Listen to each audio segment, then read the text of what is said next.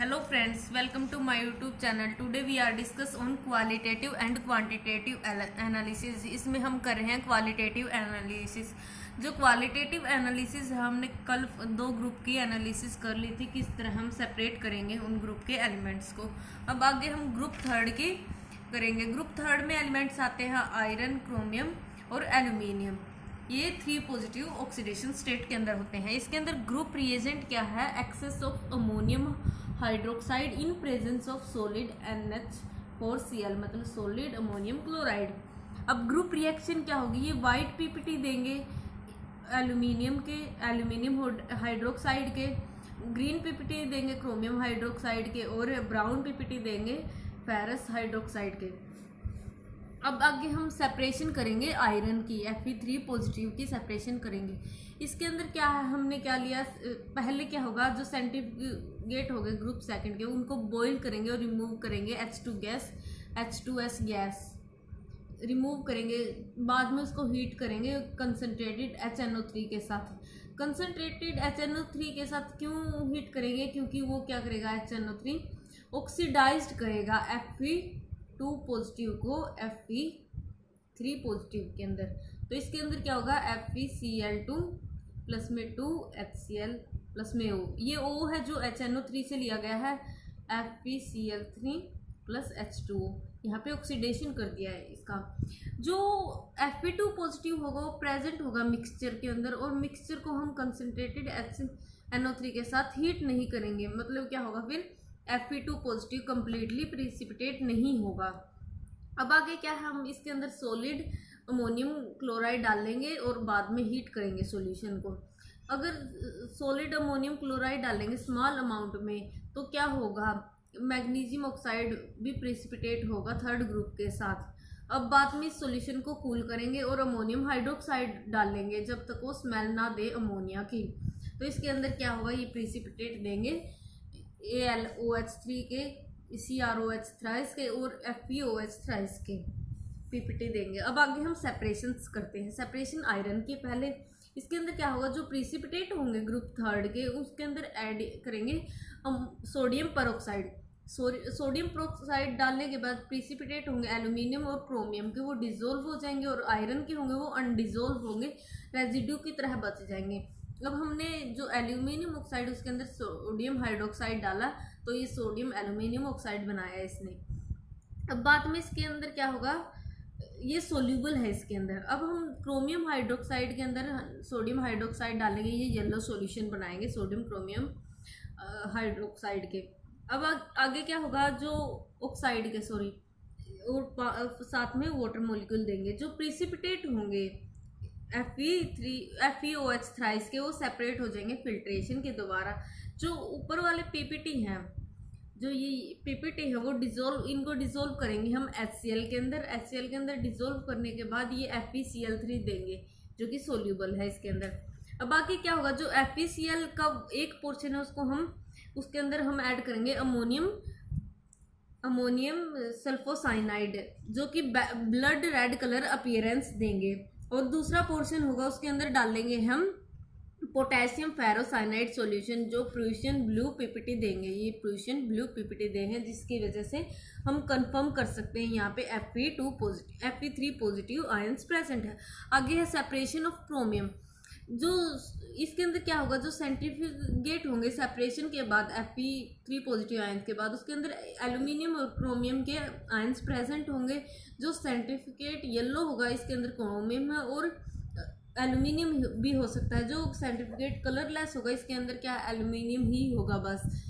अब क्या होगा, यहाँ पे टेस्ट करने की क्रोमियम की कोई ज़रूरत नहीं है अगर ये कलरलेस देगा. अगर सेंट्रीफ्यूगेट येलो है तो ये कंफर्म करेंगे क्रोमियम के को.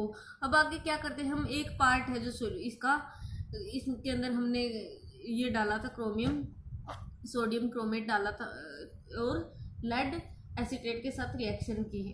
तो इसके अंदर क्या बना, लेड क्रोमियम बना. लेड क्रोमियम येलो पीपीटी देगा और यहाँ पे सोडियम एसीटेट बाहर निकल जाएगा. अब सेकंड पार्ट होगा सेंट्रीफ्यूगेट का, उसके अंदर हम डाइल्यूट H2SO4 डालेंगे, ईथर डालेंगे और हाइड्रोजन पेरोक्साइड डालेंगे.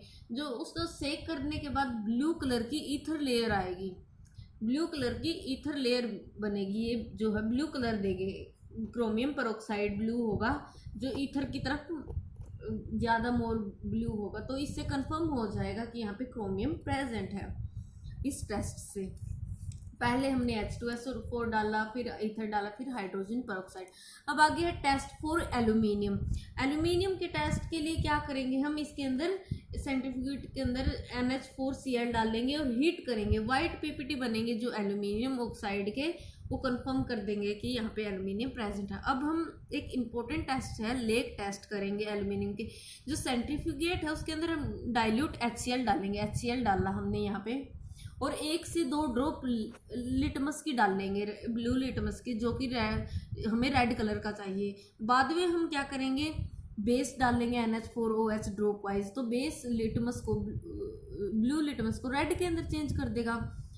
यहाँ पे क्या होगा, सॉरी, रेड लिटमस को ब्लू में चेंज कर देगा।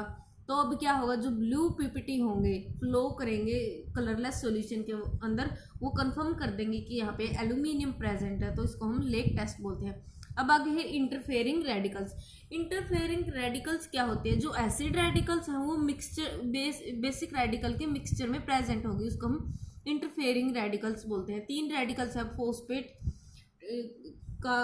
कार्बोक्सिलेट, सॉरी ऑक्सलेट और टार्ट्रेट और ये बोरेट, ये 3 तरह की रेडिकल्स हैं। अब हम इंटरफेयरिंग रेडिकल को एक एक करके कैसे रिमूव करेंगे वो पढ़ेंगे। फर्स्ट है रिमूवल ऑफ फॉस्फेट, जो इसको हम न्यूट्रल FeCl3 मेथड से भी रिमूव कर सकते हैं। जो प्रिसिपिटेट होंगे ग्रुप 3rd से ऑब्टेन होंगे, उनको हम डिसॉल्व करेंगे HCl के अंदर। जो फॉस्फेट होंगे वो सॉल्यूशन के अंदर जाएंगे, जो फॉस्फेट है ये सॉल्यूशन के अंदर गए और ये H पॉजिटिव आयन के साथ कंबाइन करके H3PO4 बनाएंगे। जो ये H पॉजिटिव आयंस है वो HCl से बने हैं। जो अमोनियम हाइड्रोक्साइड सॉल्यूशन है ऐड करेंगे ऊपर वाले सॉल्यूशन के अंदर धीरे धीरे, और सेकिंग करते रहेंगे जब तक ट्रिबिडिटी नहीं बनती उसके अंदर। अब क्या करेंगे, 2 से 3 ml बफर सॉल्यूशन डालेंगे। बफर सॉल्यूशन के अंदर हम ग्लेशियल एसिटिक एसिड या सोडियम अमोनियम एसिटेट लेंगे और बाद में उसको बॉईल करेंगे। जो जिलेटिनस पीपीटी बनेगी उसको सेपरेट कर लेंगे, क्योंकि वो फॉस्फेट होंगे जो ग्रुप 3rd के, उसकी वजह से बनेंगे। अब ये क्या है, जो फॉस्फेट होंगे ग्रुप 3rd के, वो बफर सॉल्यूशन के अंदर इनसोल्यूबल होते हैं, और अगर आगे फर्दर ग्रुप्स के अंदर 4th 5th 6th ग्रुप के अंदर सोल्यूबल होते हैं। तो प्रिसिपिटेट होंगे जो ग्रुप 3rd के सेपरेशन में यूज करे जाएंगे, वो हम डिस्कस कर लिए हैं। अब आगे जो सेंट्रीफ्यूगेट होगा उसके अंदर ग्रुप रेडिकल्स होंगी ग्रुप 4th 5th और 6th के अंदर, अलोंग विद फॉस्फेट प्रेजेंट होगा, तो हम उसको FeCl3 मेथड के द्वारा रिमूव करेंगे। जो FeCl सॉल्यूशन है वो स्लोली डाल लेंगे ड्रॉप वाइज विद कॉन्स्टेंट सेकिंग करते रहेंगे। साथ ही साथ जो PO4 पॉजिटिव आयंस है वो कम्प्लीटली फेरिक फॉस्फेट बनाएंगे। यहाँ पे पीपीटी बना दिया, ये रेडिश टिंज देंगे, स्लाइटली रेडिश टिंज, तो हमें पता चल जाएगा ये रिमूव हो चुके हैं। अब आगे है बाय जिरकोनियल मेथड। जो जिरकोनियल मेथड है ये बेस्ट मेथड है रिमूव करने का फॉस्फेट को, ये कॉमनली यूज किया जाता है। इसके अंदर हम क्या करेंगे, 10 ml सॉल्यूशन लेंगे, 10 ml सॉल्यूशन लिया ग्रुप 3rd का, और इसके अंदर डाला HCl और हीट किया इस कंटेंट को। अब बाद में इसके अंदर 0.5 ग्राम NH4Cl डाला और हीट किया जब तक ये कम्प्लीटली डिजोल्व नहीं होता। अब इसके अंदर जिरकोनियल नाइट्रेट सॉल्यूशन डाला ड्रॉप वाइज, साथ में कांस्टेंट स्टीरिंग करते रहे जो तक प्रिसिपिटेट नहीं बन जाते कम्प्लीटली। अब क्या किया, वाटर बोथ को वार्म किया और सेंट्रीफ्यूगेट किया। जो वोल फॉस्फेट थे वो प्रिसिपिटेट बनेंगे जिरकोनियम फॉस्फेट की तरह, रेजिड्यू भी बोलेंगे हम उनको, और रिजेक्ट कर देंगे। और जो सेंट्रीफ्यूगेट होगा वो यूज किया जाएगा ग्रुप 3rd ग्रुप 4th और आगे ऑनवर्ड्स। अब इसके अंदर रिएक्शंस क्या होगी, ये जिरकोनियल नाइट्राइल है, ये सोडियम हाइपोफॉस्फेट डालेंगे इसके अंदर और HCl डालेंगे, ये वाइट पीपीटी देंगे। जिरकोनियम फॉस्फेट के रेजिड्यू के वाइट पीपीटी देंगे और यहाँ से ये साइड प्रोडक्ट निकल जाएंगे। अब अगर जिरकोनियम होगा जो एक्सेस के अंदर होगा, तो इसके अंदर क्या करेंगे, जो पीपीटी होंगे वाइट वो 3rd ग्रुप में होंगे, एडिशन होगा जब NH4OH डालेंगे इसके अंदर, वाइट पीपीटी बन जाएंगे जिरकोनियम हाइड्रोक्साइड के। अब आगे है इंटरफेरेंस ऑफ ऑक्सलेट एंड टार्ट्रेट्स। जो टार्ट्रेट और ऑक्सलेट होते हैं वो भी इंटरफेयर करते हैं ग्रुप थर्ड के अंदर। अब इनकी रिमूवल कैसे होगी? जो ये मिक्सचर होगा और रेजिड्यू का ऑब्टेन होगा, जब इवेपोरेशन करेंगे ग्रुप सेकंड का, उसको स्ट्रोंगली हीट करेंगे, उसके अंदर ड्रॉप डालेंगे HNO3 की या H2SO4 की 3 और 4 टाइम एक डिश के अंदर। अब जो टार्ट्रेट और ऑक्सलेट होंगे वो डिकम्पोज हो जाएंगे और रिमेनिंग रेजिड्यू होगा वो फ्री होगा इन रेडिकल से, टार्ट्रेट और ऑक्सलेट से, और डाइल्यूट HCl से एक्सट्रैक्ट किए जाते हैं।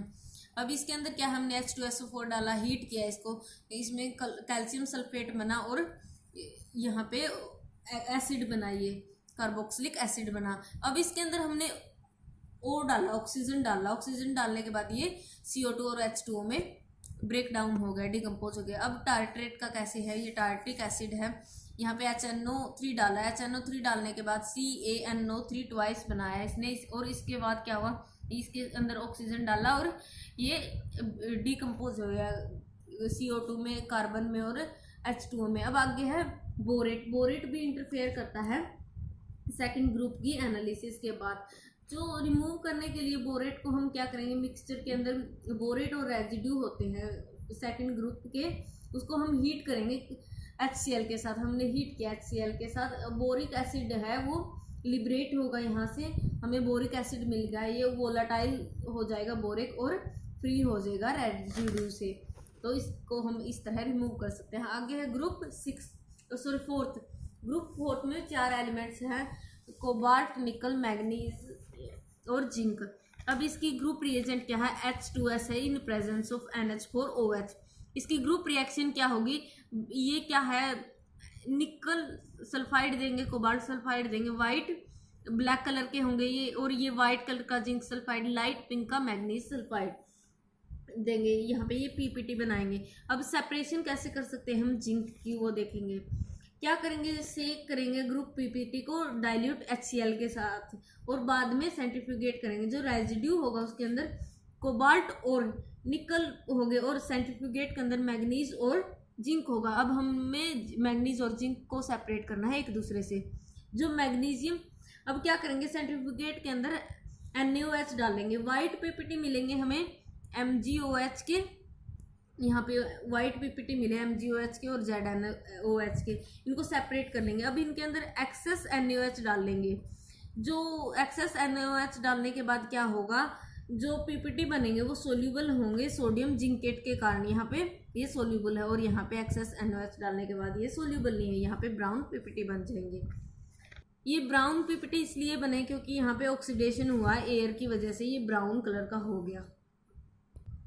अब ये जो सोडियम जिंकेट है उसके अंदर हम H2S गैस पास करेंगे, यहाँ पे ZnS जिंक सल्फाइड के डायरेक्टली वाइट PPT बनाएंगे, जिससे हमें कंफर्म हो जाएगा यहाँ पे जिंक प्रेजेंट है। अब क्या करेंगे, जो दूसरा सेंट्रीफ्यूगेट लिया, दूसरा पार्ट लिया, इसके अंदर HCl डाला और ये ZnCl2 बनाएगा। अब इसके अंदर ZnCl2 के अंदर हमने पोटेशियम फेरोसाइनाइड सॉल्यूशन डाला, तो यहाँ पे इसने जिंक फेरोसाइनाइड सॉल्यूशन बनाया, जिसकी वजह से ये ब्लूइड वाइट PPT दी है, जिसकी वजह से हम बता सकते हैं कि यहाँ पे जिंक प्रेजेंट है सॉल्यूशन के अंदर। अब सेपरेशन ऑफ मैग्नीज, तो यहाँ पे क्या होगा, जो वाइट PPT होंगे ऑब्टेन होंगे, हमें सेपरेट कर लिए हमने जिंक को, तो अब हमें इसके अंदर ब्रोमीन वाटर ऐड किया। ब्रोमीन वाटर ऐड करने के बाद यहाँ पे ब्लैक PPT बनेंगे मैग्नीज ऑक्साइड के, जो कंफर्म कर देंगे यहाँ पे मैग्नीज प्रेजेंट है। और इसके लिए एक स्पेसिफिक टेस्ट भी है, लेड पेरोक्साइड टेस्ट। इसके अंदर क्या होगा, जो ब्राउन PPT होंगे मैग्नीज ऑक्साइड के, इसको हम कंसनट्रेटेड HNO3 के साथ हीट करेंगे और क्या करेंगे, ऐड करेंगे लेड पेरोक्साइड, थोड़ा सा इसके अंदर लेड पेरोक्साइड डाल दिया, जिसकी वजह से यहाँ पे पिंक कलर की अपीयरेंस होगी, जो कंफर्म कर देगी कि यहाँ पे मैग्नीज प्रेजेंट है। अब आगे सेपरेशन ऑफ कोबाल्ट एंड निकल और कोबाल्ट की सेपरेशन कैसे होगी। अब इसके अंदर क्या करेंगे, डिसोल्व करेंगे ब्लैक रेजिड्यू को एक्वा रेजिया के अंदर। इनके दोनों के ब्लैक रेजिड्यू मिले थे, इनको एक्वा रेजिया के अंदर डिसोल्व किया और हीट किया सॉल्यूशन को ड्राइनेस तक, जब तक ये ड्राई नहीं होते। अब क्या करेंगे, इनके लिए फर्दर टेस्ट करेंगे। First test for cobalt. Cobalt के लिए क्या किया, जो हमने सेंट्रीफ्यूगेट लिया उसके अंदर NaOH डाला, NaOH डालने के बाद न्यूट्रलाइज किया एक्सेस एसिड न्यूट्रलाइज किया एसिड डाल के CH3COH डाला इसके अंदर। तो क्या किया, वार्म किया सॉल्यूशन को और यहाँ पे येलो पीपीटी बनी पोटेशियम कोबाल्ट नाइट्रेट के। येलो पीपीटी कंफर्म करेंगे, यहाँ पे कोबाल्ट प्रेजेंट है। अब हमने सेकंड पार्ट लिया, इसका सेकंड पार्ट लेने के बाद हमने यहाँ पे अमोनियम सल्फोसाइनाइड डाला और अमोइल अल्कोहल या ईथर डाला, इसको शेक किया। जो ब्लू कलर होगा अल्कोहल का या ईथर लेयर का कंफर्म कर देगी यहाँ पे कोबाल्ट, यहाँ पे ये ईथर लेयर का या अमोनियम कोबाल्ट थायोसाइनाइड का ब्लू कलर है, जिसकी वजह से कंफर्म हो गया यहाँ पे कोबाल्ट प्रेजेंट है। अब एक और टेस्ट लिया हमने, थर्ड पोर्शन लिया, इसके अंदर NH4Cl और NaOH डाला, बाद में इसके अंदर पोटेशियम फेरोसाइनाइड सॉल्यूशन डाला। उसके बाद क्या किया, यहाँ पे ब्राउन पीपीटी बने, यहाँ पे रेड ब्राउन पीपीटी बने जो कंफर्म कर देंगे यहाँ पे कोबाल्ट प्रेजेंट। अब निकल के लिए टेस्ट, निकल के लिए टेस्ट है जो इसके अंदर क्या किया हमने, NH4OH डाला एक पोर्शन के अंदर अबव सॉल्यूशन के ऊपर, जो कि वो अल्कलाइन हो गया। अब इसके अंदर हमने डाईमिथाइल